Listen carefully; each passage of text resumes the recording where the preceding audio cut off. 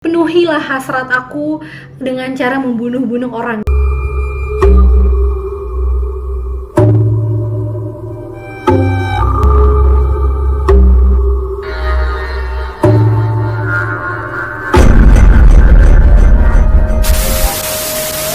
Hai semuanya, Assalamualaikum warahmatullahi wabarakatuh. Terima kasih yang udah klik video ini dan selamat datang kembali di channel aku. Oke, untuk malam ini aku akan kembali menceritakan kasus tentang seorang serial killer, pembunuh berantai, psikopat juga mungkin, bahkan seorang kanibal.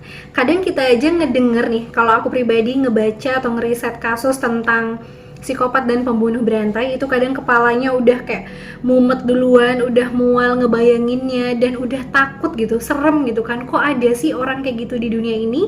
Ini selain dia jadi psikopat, dia juga merangkap menjadi seorang kanibalisme, dimana dia ikut memakan daging orang-orang yang dia hilangkan nyawanya. Kasus ini terjadi di Baltimore dan kasus ini dilakukan oleh seorang laki-laki yang bernama Joseph Metheny atau dikenal dengan nama Joe. Nah, pasti kalian penasaran kan sebenarnya apa sih yang terjadi dengan Joe ini? Kenapa dia bisa melakukan aksi keji seperti itu dan dan menjadi seorang kanibalisme? Langsung aja kita masuk ke ceritanya. Aku akan menceritakan sedikit tentang latar belakang si tersangka utama pada kasus ini. Jadi, nama aslinya adalah Joseph Metheny atau yang lebih dikenal dengan nama Joe. Dia lahir di Baltimore, Amerika Serikat pada tahun 1955. Kehidupan Joe ini dapat dikategorikan sebagai kehidupan yang sangat-sangat menyedihkan dan sangat-sangat pokoknya apes banget lah hidupnya gitu loh. Udahlah hidup di keluarga yang kekurangan, bisa dikategorikan sebagai keluarga yang miskin juga, karena mau beli apa-apa susah, mau beli makan pun susah. Tapi Joe ini selain dia punya adik 5 orang, dia juga mempunyai orang tua yang dua-duanya, mau bapaknya mau ibunya sama aja, dua-duanya adalah seorang pecandu alkohol dan pecandu narkoba yang udah nggak bisa diobatin lagi, udah nggak ada obatnya. Gimana nih, maksudnya kayak dari awal aja udah geleng-geleng kepala gitu kan, udah tahu istilahnya hidupnya kekurangan, buat makan sehari-hari aja mereka harus banting tulang, banting segalanya lah pokoknya. Ini orang tuanya yang harusnya mendidik anaknya justru malah menghambur-hamburkan uang untuk alkohol dan narkoboy, ya kan. Sampai sini aja udah kayak maksudnya gimana gitu loh. Terus, gak cuman itu aja, pada saat Joe menginjak usia 6 tahun, sang ayah meninggal dunia akibat kecelakaan yang dialaminya. Akhirnya, ibunya Joe hidup sebagai orang tua tunggal yang harus menghidupi dan menafkahi ke-6 anaknya termasuk Joe. Akhirnya karena itu, ibunya ini tetap kok menjadi pecandu alkohol dan pecandu narkoba, hanya saja saat itu ibunya lebih keras lagi banting tulangnya ya, lebih keras lagi nyari uangnya karena sang ibu mengambil 2 pekerjaan sekaligus dalam satu hari. Jadi misalnya di satu pekerjaan ibunya ini kerja dari pagi sampai sore, terus satu pekerjaan lagi dari sore sampai malam. Jadi istilahnya pulang ke rumah itu boro-boro mau merhatiin anaknya, masakin anaknya atau lain-lain, ya udah tidur 1-2 jam aja tuh udah syukur alhamdulillah gitu loh. Dan karena sibuknya ibunya ini, Joe pun dan adik-adiknya tidak mendapatkan kasih sayang, tidak mendapatkan perhatian, bahkan cinta yang cukup dari sang ibu, apalagi dari ayahnya kan.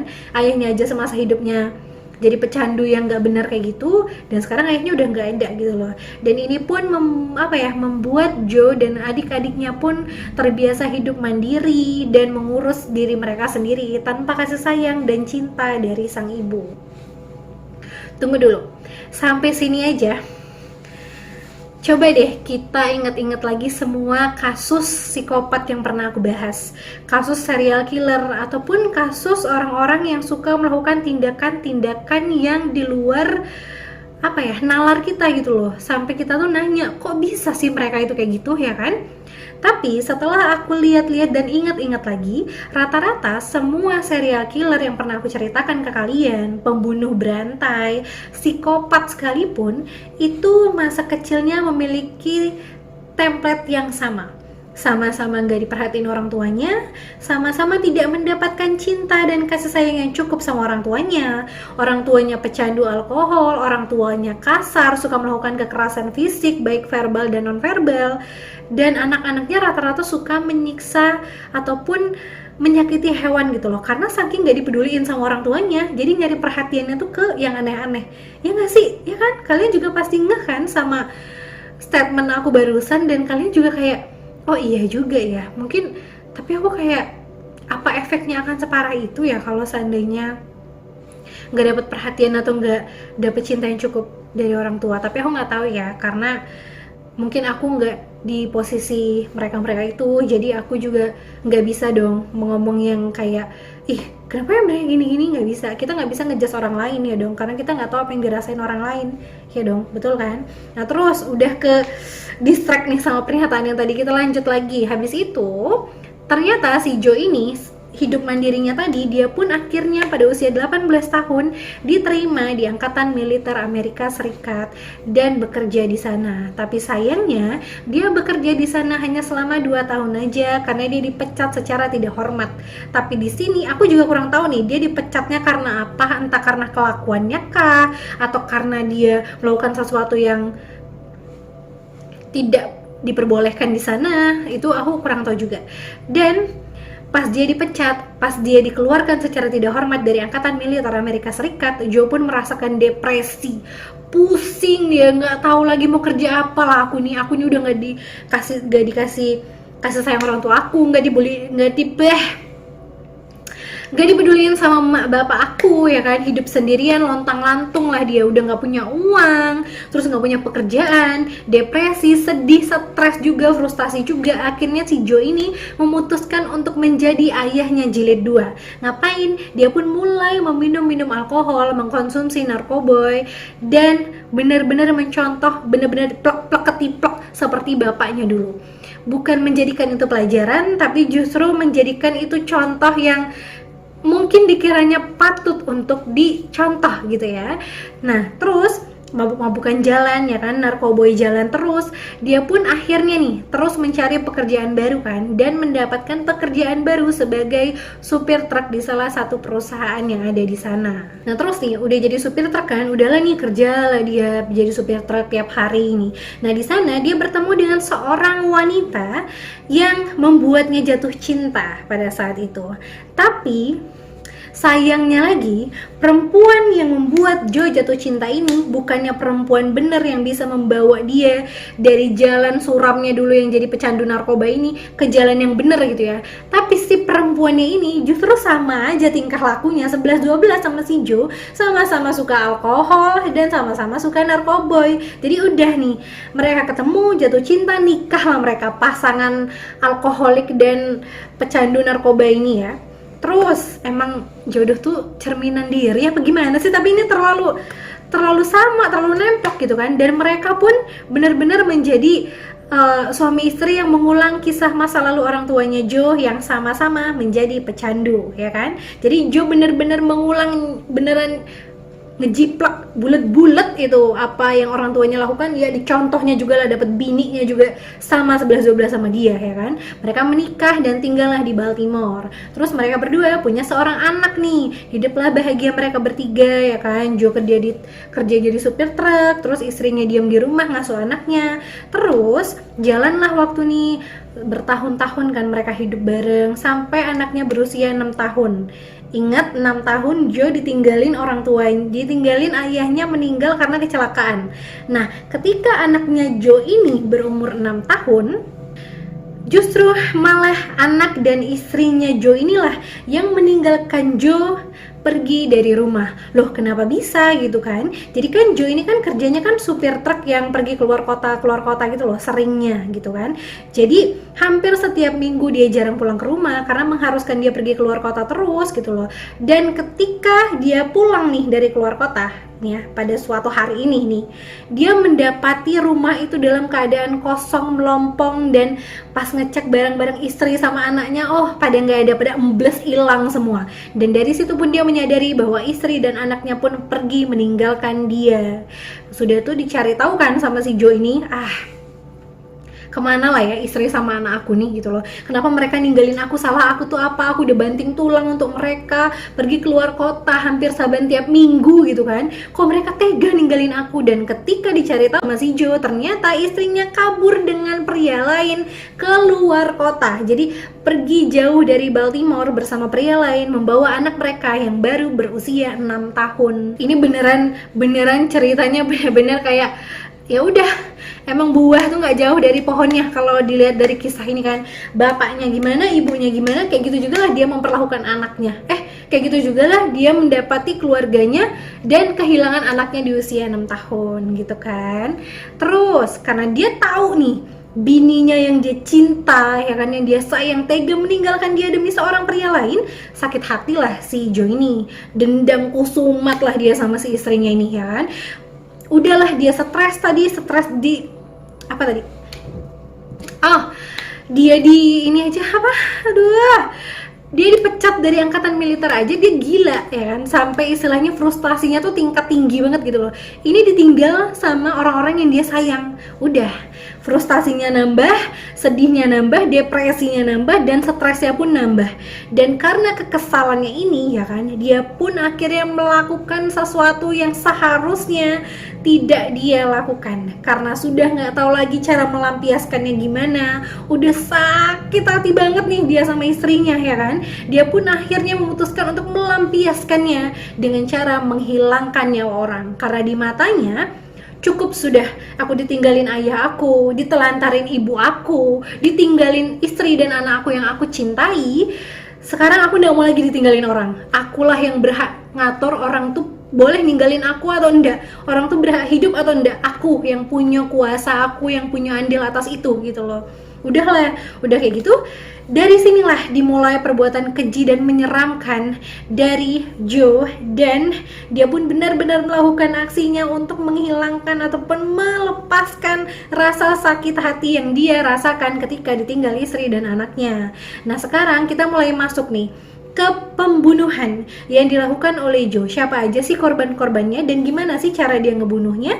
Langsung aja kita masuk ke ceritanya. Nah terus nih kita masuk ya ke timeline pembunuhan yang dilakukan oleh Joe Metheny, Joe aja lah ya, oleh Joe. Dan berapa hari setelah dia ditinggalkan istrinya, luka yang sangat dalam itu masih membekas, rasa sakit hati dan dendam itu masih menggebu-gebu saat itu, dia pun langsung mengambil kapak besi yang ada di rumahnya dan memutuskan untuk membunuh tunawisma, 2 orang tunawisma yang ada di pinggir jalan, yang bahkan mereka aja nggak tahu sama Joe gitu loh. Joe juga nggak kenal sama mereka, tapi ya udahlah, nggak ada siapa-siapa kan, cuma ada 2 tunawismanya. Dibacok lah 2 tunawisma ini sama si Joe ya kan. Dan ketika itu Joe ini mengira bahwa 2 tunawisma yang dia bacok pakai kapak besi itu sudah meninggal dunia, tapi untungnya mereka berdua masih hidup walaupun sekarat. Mereka berhasil diselamatkan. Ketika melakukan pembunuhan pertama ini, Joe pun berhasil ditangkap dan diringkus oleh polisi, dan dia pun ditahan dengan hukuman 1 tahun penjara. Loh, dia kan bunuh orang, kenapa cuma 1 tahun penjara ya kan? Itu dia tadi, karena ternyata korbannya dua-duanya alhamdulillahnya selamat ya kan, walaupun harus melewati masa kritis dulu gitu loh, tapi kan selamat dan bisa beraktivitas sebagai manusia normal lainnya. Udah nih, setelah 1 tahun Joe dibebasin dong. Terus udahlah nih, aku udah melampiaskan sakit hati aku nih kan sama dengan cara ngebacok 2 tunawisma ini. Udah masuk penjara juga, tobatlah si Joe ini. Tentu tidak sayang, Joe-nya nggak tobat. Dia malah makin berapi-api dan makin bersemangat karena dia udah tahu nih, kayak gini rasanya ya kalau ngebunuh orang. Ternyata hati aku lapang, hati aku puas nih, penuhilah hasrat aku dengan cara membunuh-bunuh orang gitu loh. Dan dari sinilah mulailah nih aksi yang lebih keji lagi dilakukan oleh Joe ini. Dia kan masih nih setelah lepas dari penjara 1 tahun tadi, kenapa pegangan? Setelah lepas dari penjara 1 tahun tadi, itu dia balik lagi kerja jadi supir truk di tempat bosnya itu kan.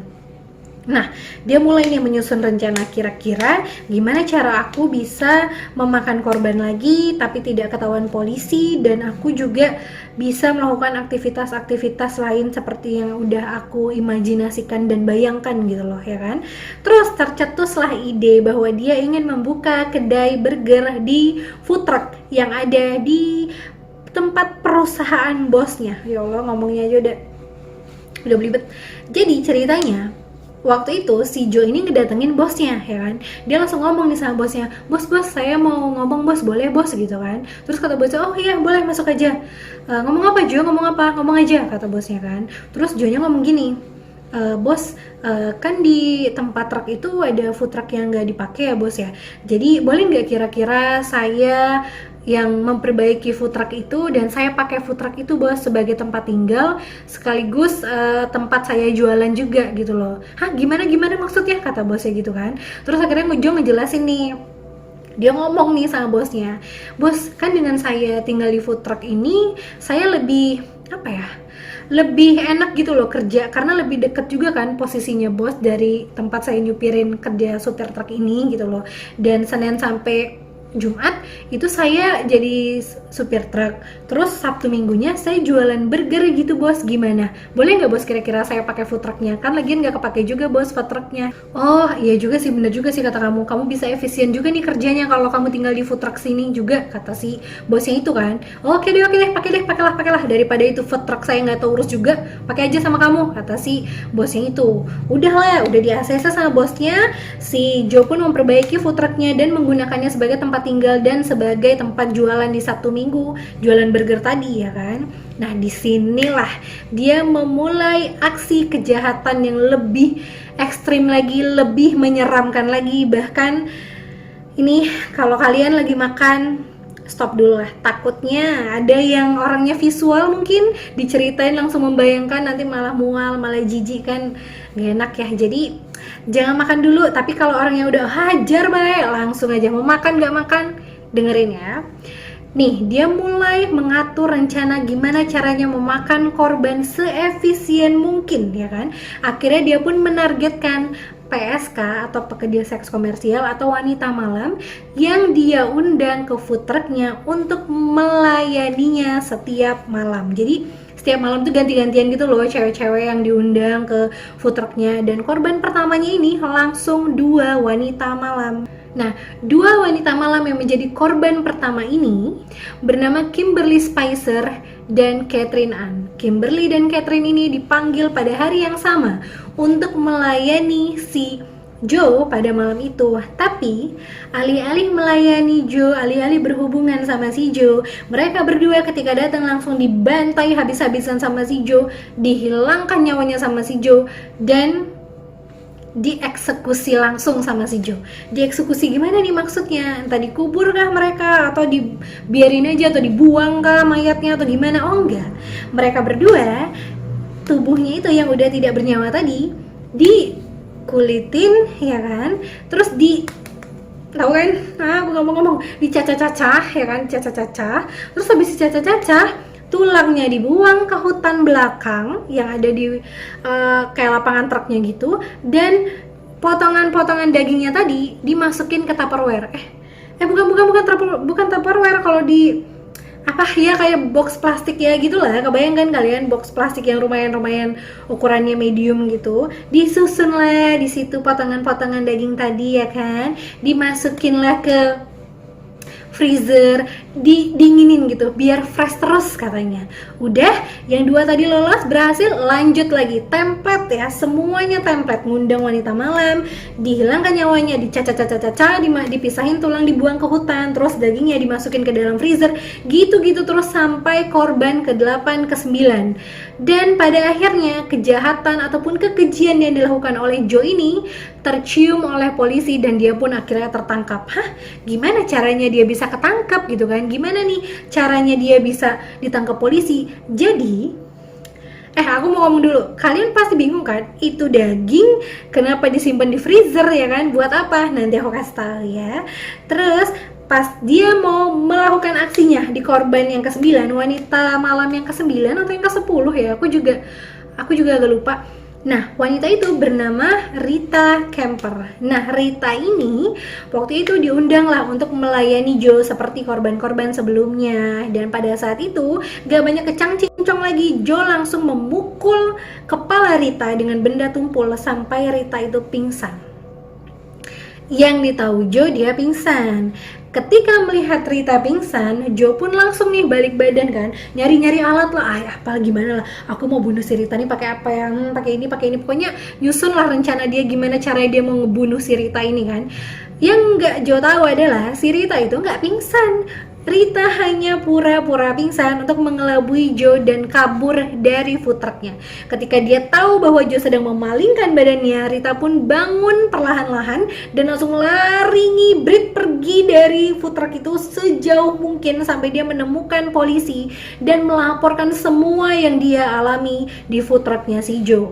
Polisi percaya dong, karena posisinya si Rita tuh juga mungkin udah ketakutan kan, udah panik banget. Jadi polisi ini percayalah sama si Rita ini. Akhirnya polisi pun langsung nih memutuskan untuk mendatangi Joe ke food trucknya dan meringkusnya serta menangkapnya langsung.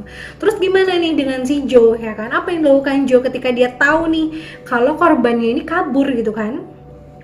Nah, si Joe ini yang sadar kalau korbannya ini kabur, si Rita Kemper ini kabur, dan dia juga jatuhnya apa ya, kayak nggak bisa nangkep si Rita itu juga. Pada akhirnya dia pun sadar, wah udahlah nih, korban aku pakai acara lari, pakai acara kabur, udah pasti dia udah lapor polisi nih, udah tamat, udah ke apa, catatan kejahatan aku udah habis nih, udah ketangkap aku, pasti aku ketangkap nih kali ini gitu kan.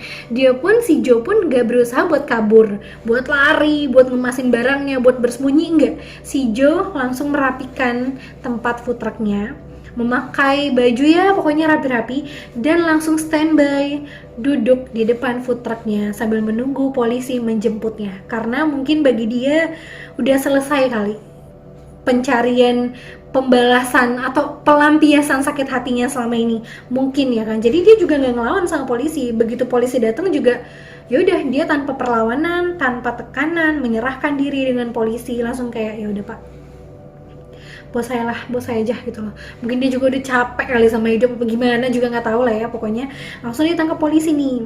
Nah, si Joe dibawa ke kantor polisi, diinterogasi. Dia pun tanpa tekanan, sekali lagi tanpa harus dibentak-bentak, harus caci maki polisi, dia pun akhirnya jujur nih. Oh iya Pak, saya udah melakukan setidaknya kurang lebih 9 atau 10 pembunuhan, dan korban-korbannya itu ada yang tunawisma, ada yang wanita malam, ada juga sih Pak orang-orang yang sebenarnya saya nggak pengen bunuh mereka, cuman kebetulan ketika saya membunuh korban saya, dia ngeliat Pak, jadi daripada dia ngelaporin saya, jadi saya ikut bunuh dia juga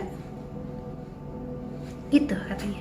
Jadi korbannya nggak cuman yang ditargetin aja, tapi orang yang ngelihat dia tanpa sengaja pun itu pasti harus dibunuh sama si Joe ini gitu loh. Terus polisi nanya kan, kenapa gitu loh, kenapa melakukan ini tuh kenapa?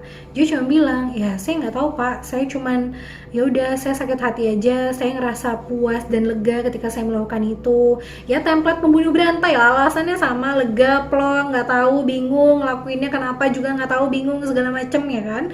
Terus sepanjang si Joe ini diinterogasi, polisi pun memeriksa food trucknya kan, dan polisi melihat nih ada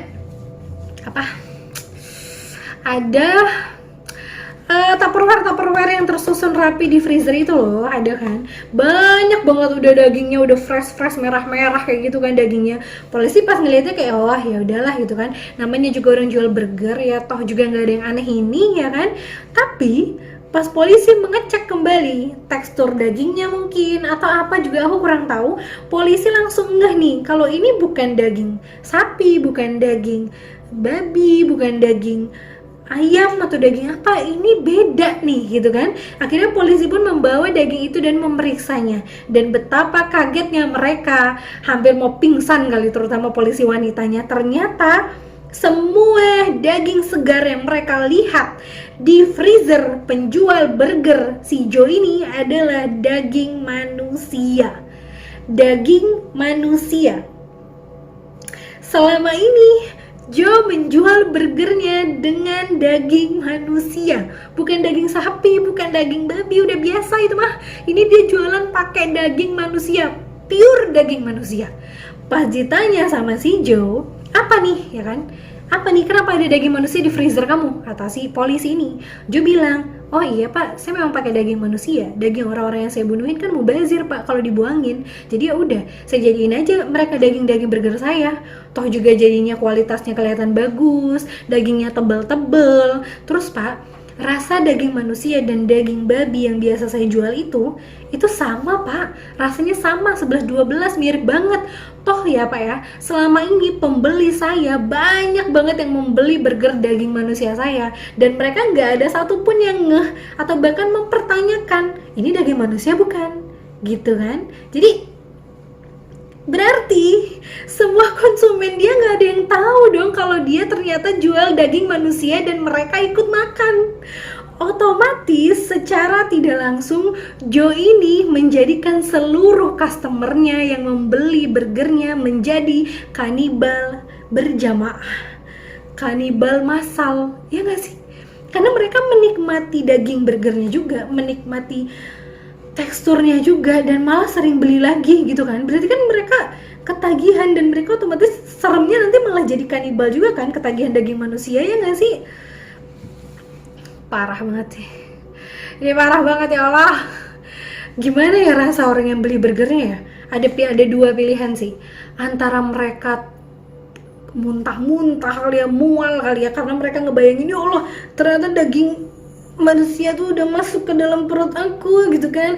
Atau pilihan kedua, mereka jadi kayak ngerasa daging manusia enak juga ya ternyata, terus jadi kanibal jilid 2 setelah Joe. Ya minta. Jangan sampai. Tuh ya, buat kalian yang ngeluh beli burger dagingnya tipis, nih beli burger sama si Joe nih, dagingnya tebal tapi daging manusia. Ada yang mau? Komen di bawah ya. Terus setelah pengakuannya, Joe mengakui satu hal lagi yang membuat polisi, hah? Gimana? Maksudnya gimana? Gitu kan? Karena dia mengatakan bahwa dia pernah melakukan pembunuhan terhadap satu orang wanita malam dan mayatnya dikubur jauh dari food trucknya. Tapi setelah 6 bulan kemudian, Joe kembali lagi membongkar makam atau kuburan si wanita malam yang dia bunuh ini, dan dia pun melakukan aksi sama mayat si wanita malam itu yang udah hampir jadi tengkorak. Dia begituan sama itu, ya kan. Polisi pun langsung kayak mau nganga, mau kaget udah dari tadi gitu kan, tapi nambah kayak ini orang di otaknya apa gitu loh, lebih kayak gila sih. Terus udah kayak gitu, karena pengakuannya semuanya aksi pembunuhan, pelecehan yang dilakukan oleh Joe ini, Joe pun harusnya dihukum mati. Tapi pada saat itu ada aksi yang membela hak asasi manusia gitu loh di sana, jadi tidak mendukung keputusan hukuman mati. Jadi Joe pun dialihkan menjadi hukuman penjara seumur hidup. Tapi pada tahun 2017 dia pun meninggal dunia di dalam selnya karena sakit. Ya, begitulah sudah aksi kejahatan dan burger daging yang dibuat oleh Joe dari daging manusia. Menurut kalian gimana dari kasusnya? Kalau di Indonesia kan kita punya juga ya pembunuh berantai dan kanibal si Sumanto, ya kan? Menurut kalian gimana? Masih sereman siapa? Tapi nggak ada sereman semua. Jangan sampai ada orang kayak Joe ini di Indonesia. Udah jauh-jauh aja, jauh-jauh ya, pergi aja udah. Jangan sampai ada lagi di seluruh belahan dunia, jangan sampai ada lagi lah, udah. Oke, sekian dulu, terima kasih yang udah nonton video sampai habis. Menurut kalian video kali ini nih gimana sih gitu loh?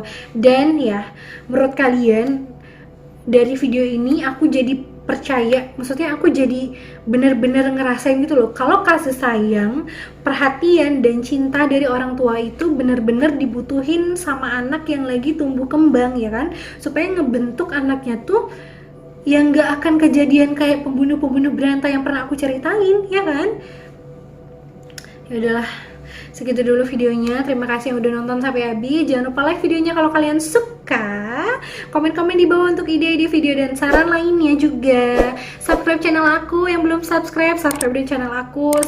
Jangan pelit-pelit nih, udah mau bulan ini, baru bulan Ramadan ya kan? Baru bulan Ramadan. Ayo, biar nambah banyak pahalanya. Yuk, baik-baik yuk subscribe channel aku di bawah. Nyalain tombol notifikasinya biar kalian gak pernah ketinggalan updatean terbaru dari channel aku, dan follow Instagram aku di Tasya Firdaus. Terima kasih, bye-bye.